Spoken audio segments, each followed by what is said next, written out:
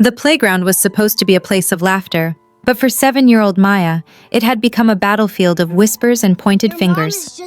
Every day, the wealthy children at her elite school reminded her that she didn't belong, that she was just the maid's daughter. But Maya had a secret weapon.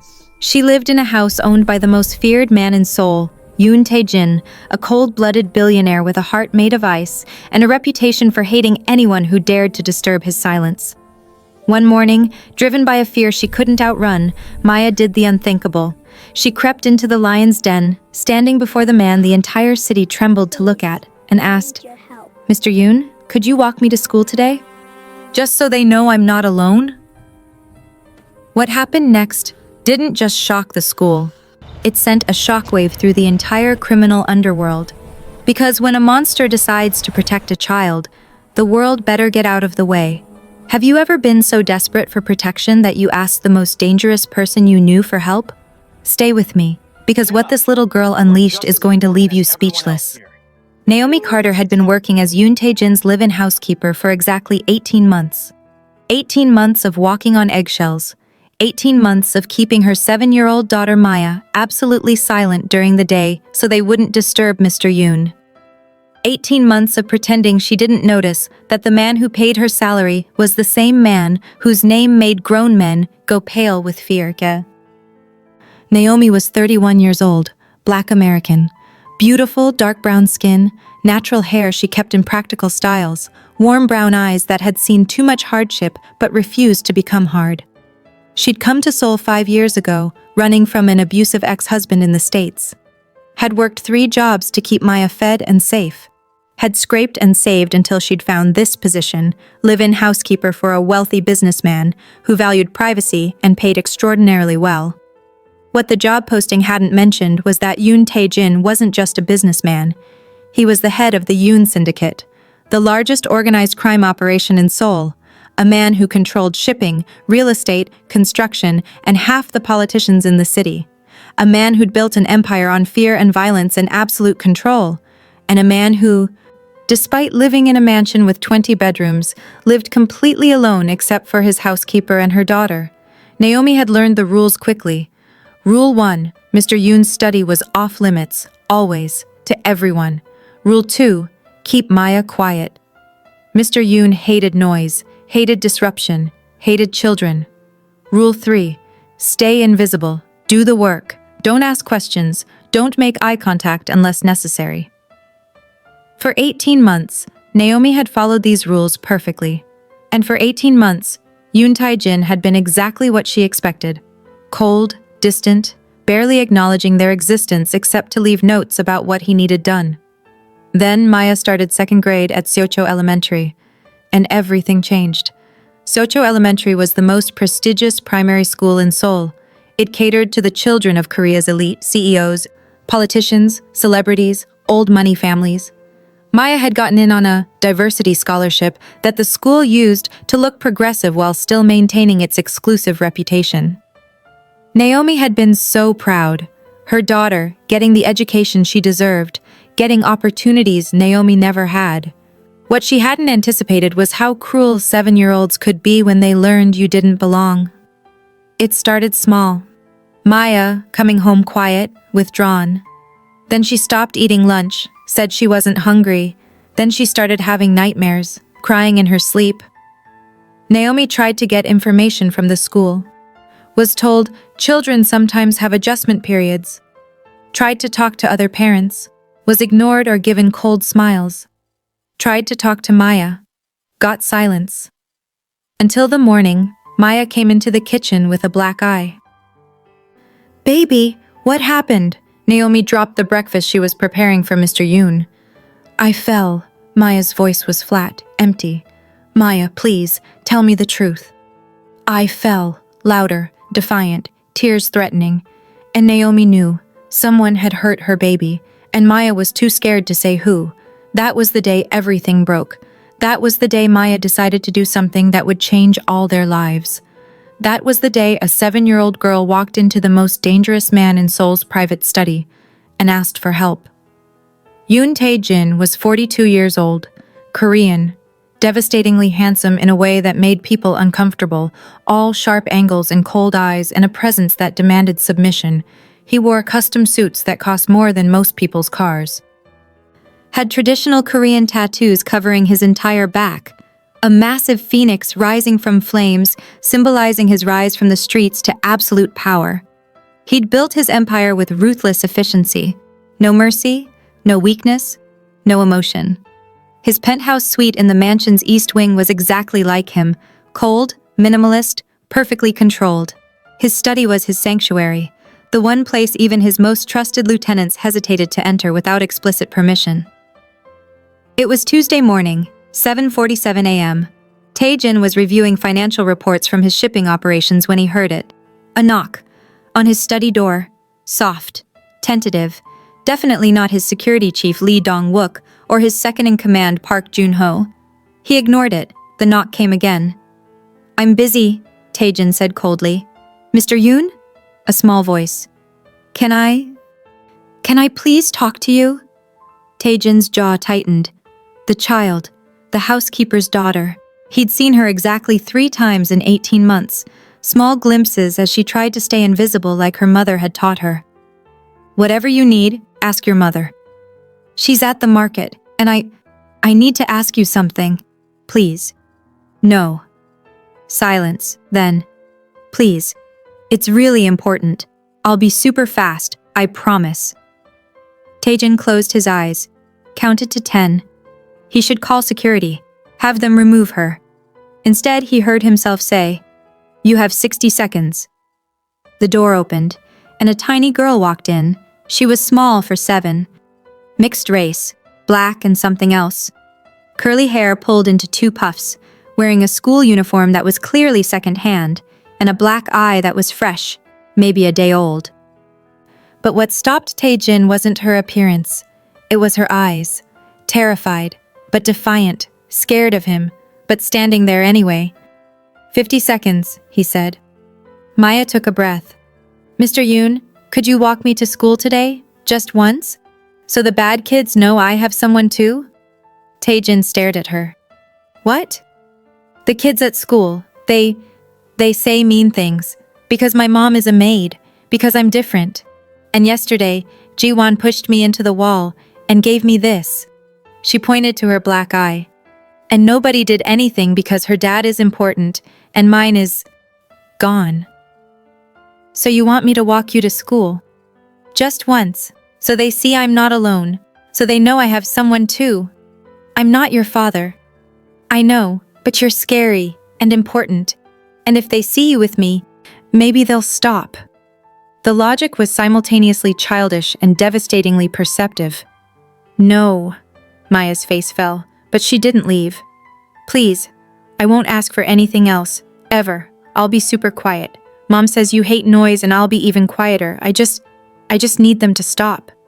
"Why would I help you?" "Because," Maya's voice cracked, "because you're the only person I know who's scarier than them." Something in Tae-jin's chest twisted. This child, this tiny, brave, terrified child, had walked into a monster's den. Because she was desperate. Because she had nowhere else to turn. Because the world had taught her that the only protection came from being aligned with power. He should say no. Should send her away. Should maintain the distance he'd cultivated for 42 years. Instead, he stood, walked to his closet, pulled out a blazer. "What time does school start?" Maya's eyes went wide. 8:30?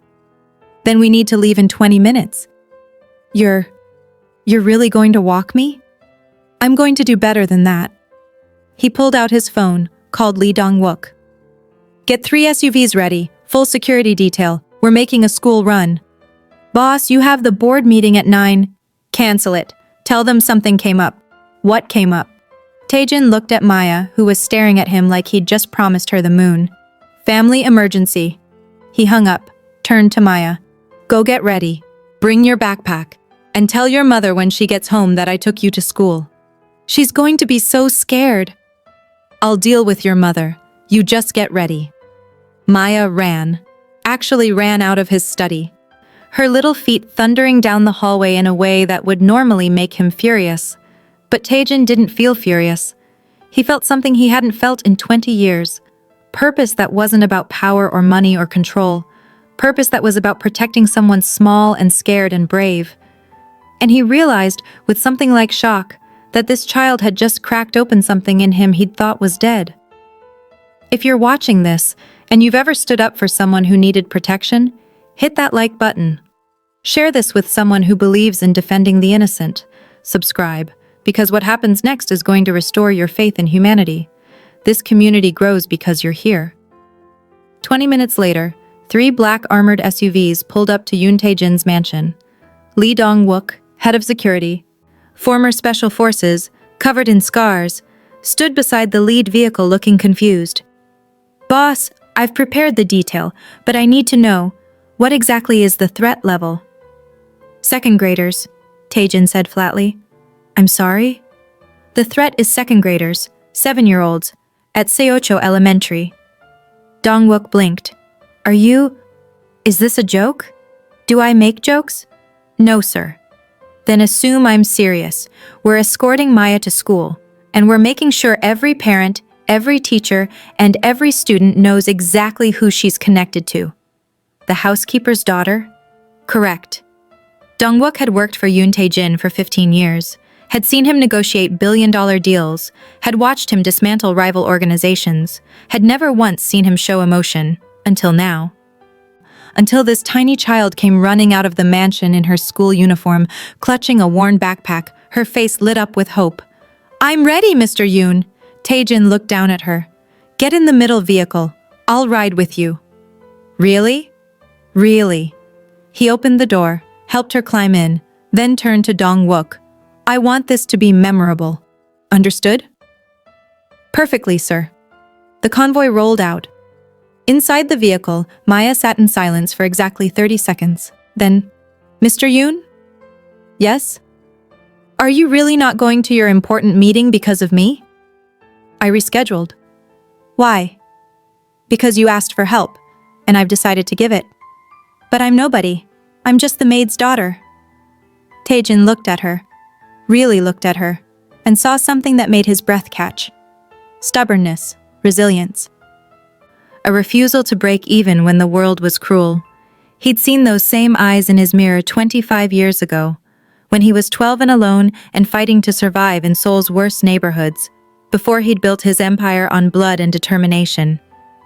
"You're not nobody," he said quietly, "and anyone who treats you like you are is going to learn exactly how wrong they are." Maya smiled, a real smile, the first one he'd ever seen from her, and Yoon Tae-jin, the most feared man in Seoul, felt something in his cold heart crack wide open. Seocho Elementary sat in the heart of Seoul's wealthiest district, pristine, perfect, exclusive. Every morning, luxury cars lined up to drop off children, BMWs, Mercedes, the occasional Bentley, parents in designer clothes, nannies in crisp uniforms. Children who'd never known want or fear or hunger. This particular Tuesday morning started like any other, until the convoy arrived. 3 black armored SUVs, military-grade, tinted windows, moving in perfect formation. The kind of vehicles that made people step back instinctively. The kind of vehicles that screamed power and danger. The playground went silent. Parents stopped mid-conversation. Teachers froze. And the children, especially the children who'd been tormenting Maya, stared in shock. The vehicle stopped directly in front of the school gates. The back door of the middle SUV opened, and Yoon Tae-jin stepped out, custom suit, cold eyes, presence that made grown men flinch. He was immediately recognizable. Every adult there knew his face, his reputation, his power. The man who owned half the city. The man you didn't cross, didn't challenge, didn't even look at too long. He reached back into the vehicle, extended his hand, and helped Maya out. The 7-year-old girl in the second-hand uniform, the maid's daughter, the child they'd all dismissed as unimportant. Taejin walked her to the school gates, every eye following them, whispers erupting. "Is that Yoon Tae-jin? What is he doing here? Why is he with the maid's kid?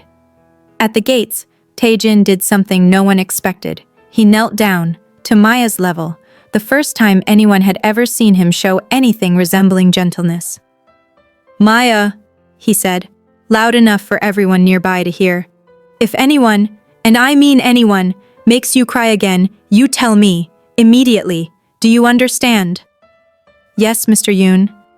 Because you're not just the maid's daughter anymore. You're under my protection, which means anyone who hurts you isn't dealing with a scared little girl. They're dealing with me." He stood, looked around at the gathered crowd, made eye contact with several parents who'd been whispering. They went pale. Then he looked at Maya again. "Have a good day at school." "Thank you, Mr. Yoon." He walked back to his vehicle, got in. The convoy drove away, leaving absolute chaos behind. Maya walked through the school gates, and for the first time in months, no one said a word. They were too terrified. That afternoon, Naomi got a call from the school principal. "Mrs. Carter, we need to discuss this morning's incident." "What incident?" "Your employer, Mr. Yoon, arrived with an armed security detail to escort Maya to school." Naomi's blood ran cold. "He what?" "It was quite the scene. Parents are concerned. We need to discuss whether this kind of display is appropriate. Is my daughter safe?" "Yes, but..." "Then we have nothing to discuss. Good day." Naomi hung up, marched to Taejin's study, knocked loudly. "Come in." She burst through the door. "You took my daughter to school in a motorcade?" "She asked me to. She's 7. "I'm aware. You can't just..." She didn't understand what she was asking. She understood perfectly. She asked for protection. I provided it. From second graders. From bullies who gave her a black eye and made her cry herself to sleep. Taejin's voice was cold. "Did you know about the black eye?" Naomi deflated. "Yes." "Did you know it's been happening for weeks?" "I suspected." "And you did nothing?" "I tried.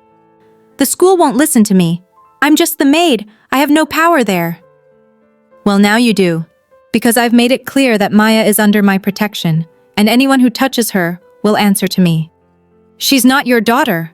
The words hung in the air. Taejin stood, walked closer. "No, she's not. But she came to me because she had nowhere else to go. Because the world taught her that power is the only thing that matters. And instead of sending her away, I chose to use my power to protect her. So if you have a problem with that, you can take it up with Maya. See if she wants me to stop." Naomi stared at him. This cold, dangerous man, who'd just defended her daughter with more ferocity than her own father ever had. "Why?" she whispered. "Why would you do this?" "Because no child should feel that alone." His voice was rough. Real, and Naomi saw something in his eyes she'd never expected. Recognition, like he knew exactly what Maya felt. Like he'd felt it himself once. "Thank you," she said quietly. "You don't have to thank me." "Yes, I do, because you didn't have to help her, and you did anyway." Taejin nodded once.